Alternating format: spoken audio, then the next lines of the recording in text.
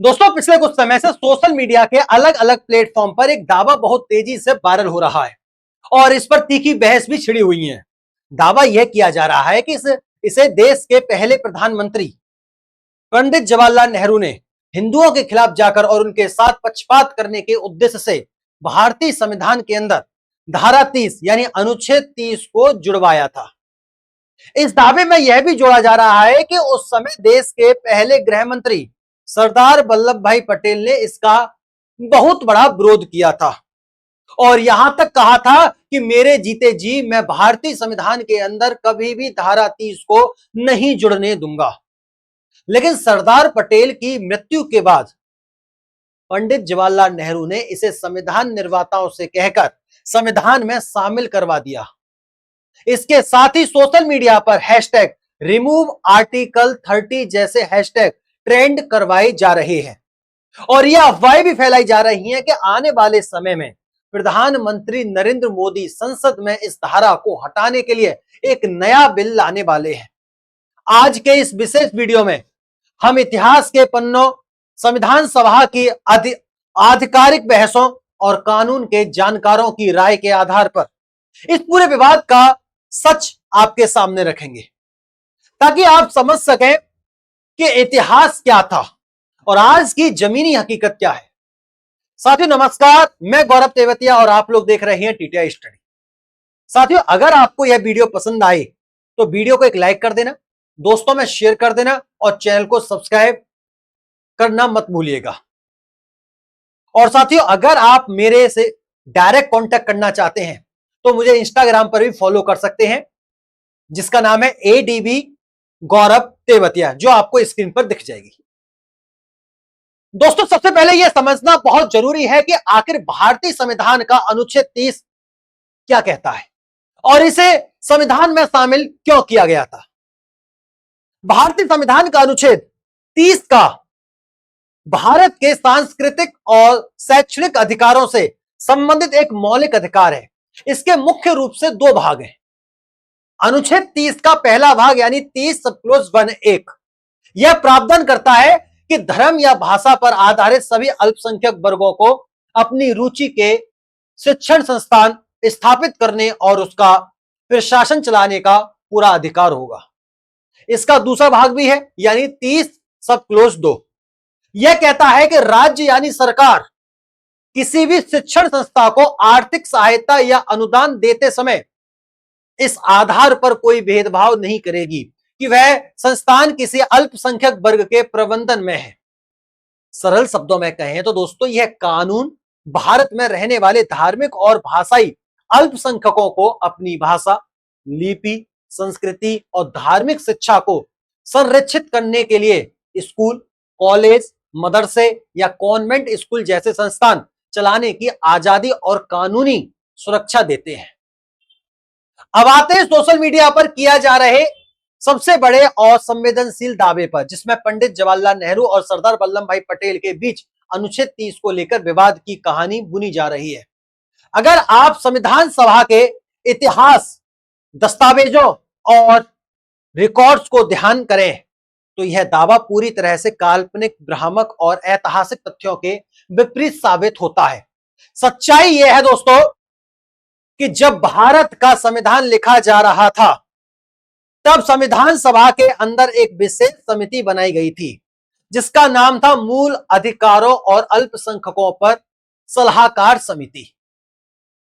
इस बेहद महत्वपूर्ण समिति के अध्यक्ष कोई और नहीं दोस्तों बल्कि खुद सरदार वल्लभ भाई पटेल थे।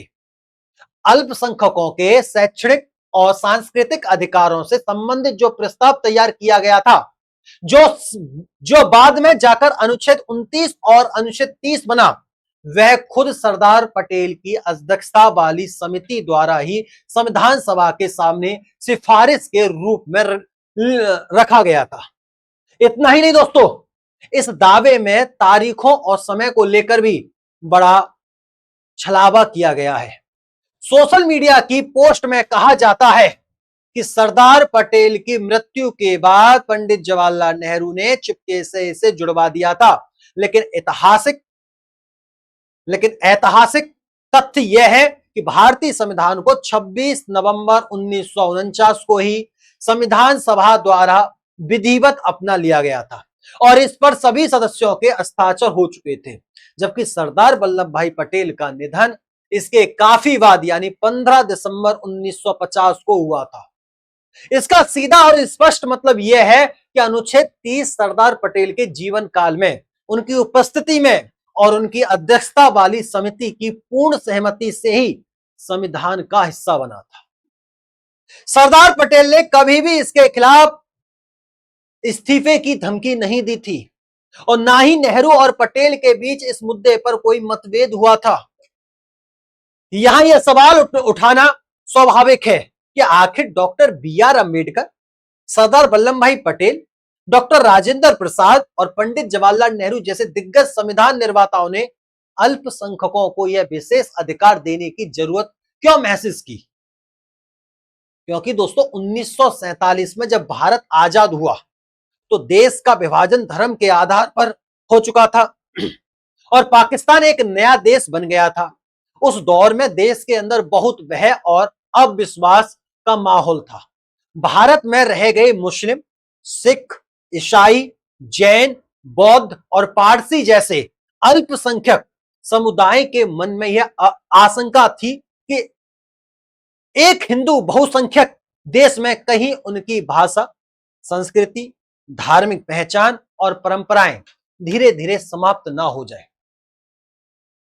देश को अखंड रखने, हिंसा को रोकने और अल्पसंख्यकों के मन में इस डर को बाहर निकालने के लिए सरदार पटेल और डॉक्टर बी.आर. अंबेडकर का यह मानना था कि बहुसंख्यक समाज को अपनी उदारता का परिचय देना चाहिए और अल्पसंख्यकों को उनकी संस्कृति को बचाए रखने की संवैधानिक गारंटी दी जानी चाहिए ताकि वे खुद को भारत का अभिन्न हिस्सा मान सकें।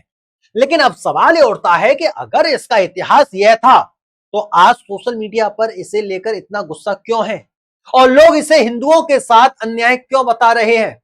इस विरोध और असंतोष के पीछे कुछ बेहद महत्वपूर्ण कानूनी और व्यवहारिक कारण हैं जिन्हें समझना बेहद जरूरी है। साथियों, पहला और सबसे बड़ा कारण अनुच्छेद 30 बनाम बहुसंख्यक समाज के अधिकार। अनुच्छेद 30 के तहत मुस्लिम समुदाय अपने मदरसे स्थापित कर सकता है जहां वे कुरान और धार्मिक शिक्षा दे सकते हैं और ईसाई समुदाय अपने कॉन्वेंट स्कूल या मिशनरी कॉलेज चला सकते हैं जहां बाइबल की शिक्षा दी जा सकती है या प्रार्थनाएं करवाई जा सकती है। इन संस्थानों को सरकार से वित्तीय अनुदान भी मिलता है। लेकिन दूसरी तरफ बहुसंख्यक हिंदू समाज को अल्पसंख्यक का दर्जा न होने के कारण यदि वह कोई सरकारी सहायता प्राप्त स्कूल खोलते हैं तो संविधान के अनुच्छेद 28 सब क्लोज 3 के तहत वे अपने विद्यार्थियों के लिए श्रीमद् भागवत गीता, रामायण या वेदों की शिक्षा को अनिवार्य नहीं बना सकते। आलोचकों का तर्क है कि इसके कारण हिंदू समाज अपनी ही भूमि पर सरकारी मदद से अपनी पौराणिक शिक्षा और गुरुकुल परंपराओं को उस आजादी से नहीं चला सकता जिस आजादी से अल्पसंख्यक अपने संस्थान चलाते हैं। दूसरी वजह साफ है दोस्तों, जो इस आक्रोश को बढ़ाती है वह है भारत में धार्मिक स्थलों और मंदिरों पर सरकारी नियंत्रण का मुद्दा। अक्सर लोग अनुच्छेद 30 को मंदिरों के अधिग्रहण से जोड़कर देखते हैं। हकीकत यह है कि भारत के कई राज्यों, विशेषकर दक्षिण भारत में बड़े और प्रसिद्ध हिंदू मंदिरों का प्रावधान राज्य सरकारों के धार्मिक बंदोबस्त अधिनियम यानी रिलीजियम एंडोमेंट एक्ट के तहत सीधे सरकारी नियंत्रण में रहता है। मंदिरों में आने वाले अरबों रुपए के चढ़ावे और संपत्ति का हिसाब किताब सरकार रखती है। इसके ठीक विपरीत वक्फ बोर्ड की संपत्तियों, मस्जिदों, मदरसों और चर्चों के ट्रस्टों पर सरकार का ऐसा सीधा प्रशासनिक या वित्तीय नियंत्रण नहीं होता। यद्यपि इसका सीधा संबंध तकनीकी रूप से अनुच्छेद 30 से नहीं है, लेकिन आम जनता यह धारणा बनाती है कि एक तरफ अल्पसंख्यकों के धार्मिक और शैक्षणिक संस्थानों को पूर्ण सहायता दी गई है, जबकि दूसरी तरफ हिंदुओं के धार्मिक स्थलों और उनकी संपत्तियों पर सरकार का कब्जा है। और दोस्तों, तीसरा कारण है शैक्षणिक संस्थानों में शिक्षकों की भर्ती और प्रशासनिक स्वायत्ता। यानी कि अनुच्छेद 30 के तहत आने वाले अल्पसंख्यक संस्थानों को अपने यहां शिक्षकों की नियुक्ति, छात्रों के प्रवेश और प्रशासनिक फैसलों में बहुत बड़ी छूट मिलती है। यहां तक कि शिक्षा का अधिकार कानून या राइट टू एजुकेशन आरटीई के कई बड़े नियम, जैसे 25% गरीब बच्चों के लिए मुफ्त सीटों का आरक्षण, अल्पसंख्यक संस्थानों पर लागू नहीं होता, जबकि सामान्य या बहुसंख्यक समाज द्वारा संचालित निजी स्कूलों को इन सभी नियमों का सख्ती से पालन करना पड़ता है। इसी असमानता के कारण बहुसंख्यक समाज के मन में यह भावना घर कर गई है कि कानून की नजर में अल्पसंख्यकों को विशेष अधिकार दिए जा रहे हैं और बहुसंख्यकों के साथ दूसरे दर्जे में नागरिक जैसा व्यवहार हो रहा है।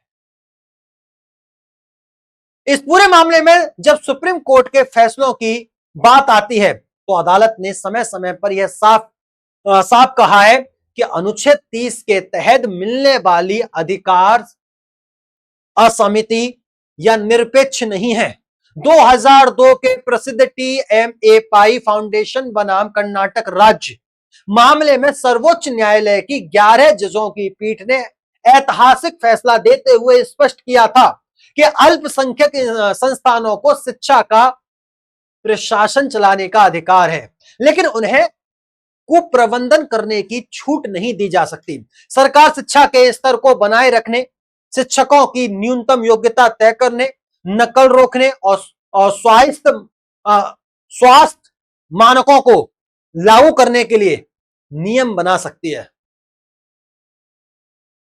यानी अल्पसंख्यक संस्थान कानून से ऊपर नहीं है और उन पर भी राज्य के शैक्षणिक नियम लागू होते हैं, बरसते वे नियम संस्थान की अल्पसंख्यक पहचान को खत्म ना करें। अब बात करते हैं उस बड़े सवाल की कि क्या वर्तमान केंद्र सरकार या प्रधानमंत्री नरेंद्र मोदी संसद में अनुच्छेद 30 को हटाने के लिए कोई बिल लाने वाले हैं? इस सवाल का कानूनी और राजनीतिक सच यह है कि भारत सरकार या कानून मंत्रालय की ओर से अनुच्छेद 30 को समाप्त करने या इसमें संशोधन करने का कोई भी आधिकारिक प्रस्ताव या ड्राफ्ट बिल संसद में पेश नहीं किया गया है अभी तक। इसके अलावा संवैधानिक प्रक्रिया के लिहाज से यह बेहद जटिल काम है। साथियों, 1973 के ऐतिहासिक केशवानंद भारती मामले में सुप्रीम कोर्ट ने संविधान के मूल ढांचे का सिद्धांत दिया था कि जिसके तहत संसद संविधान के मौलिक अधिकारों और मूल भावनाओं को पूरी तरह खत्म नहीं कर सकता। अनुच्छेद 30 हमारे संविधान के भाग 3 यानी मौलिक अधिकारों का हिस्सा है, इसलिए इसे सीधे तौर पर हटाना कानूनी रूप से बहुत बड़ी चुनौती होगी।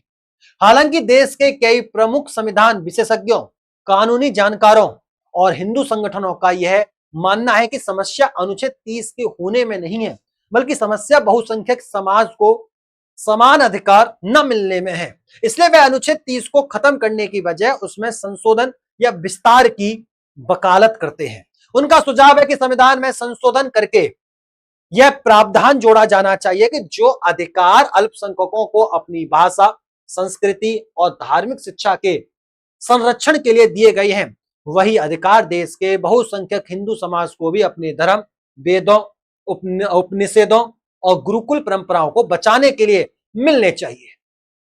इसे कानून की भाषा में सभी के लिए समान अधिकार का सिद्धांत कहा जाता है, जिससे अल्पसंख्यकों के अधिकार छीने बिना बहुसंख्यकों को भी बराबरी का हक मिल सके। साथियों, इन सबसे हमें सिर्फ यही देखने को मिलता है जो सोशल मीडिया पर पंडित जवाहरलाल नेहरू और सरदार पटेल को लेकर फैलाई जा रही हैं दुश्मनी और इस्तीफे की बातें पूरी तरह से इतिहास का तोड़ मरोड़ कर बताई जा रही हैं। सरदार पटेल खुद उस कानून के निर्माण में शामिल थे और उन्होंने अल्पसंख्यकों के अधिकारों का समर्थन भी किया था, लेकिन साथ ही आज के समय में बहुसंख्यक समाज के मन में जो यह असंतोष है कि उन्हें अपनी धार्मिक और सांस्कृतिक शिक्षा को बढ़ावा देने की वैसी आजादी नहीं है जैसी अल्पसंख्यकों को थी, तो वह असंतोष भी अपनी जगह व्यावहारिक रूप से जायज नजर आता है।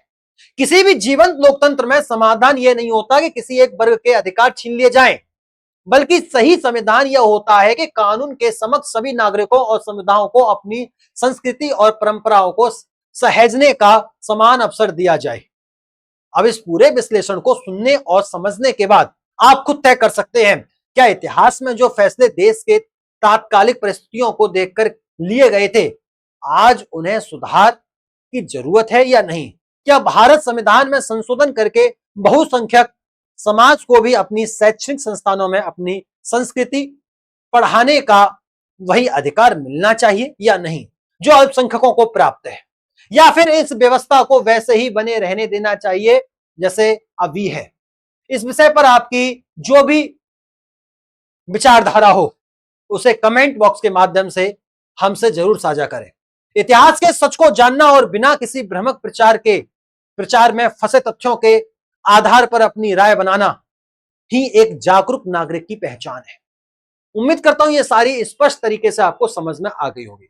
अगर आ गई है तो चैनल को आज ही अभी और तुरंत सब्सक्राइब जरूर कर लीजिएगा और वीडियो को लाइक कर देना और इसे हर एक दोस्त तक शेयर जरूर करना, ताकि सभी साथियों तक इसकी सटीक जानकारी पहुंच सके। तब तक के लिए नमस्कार।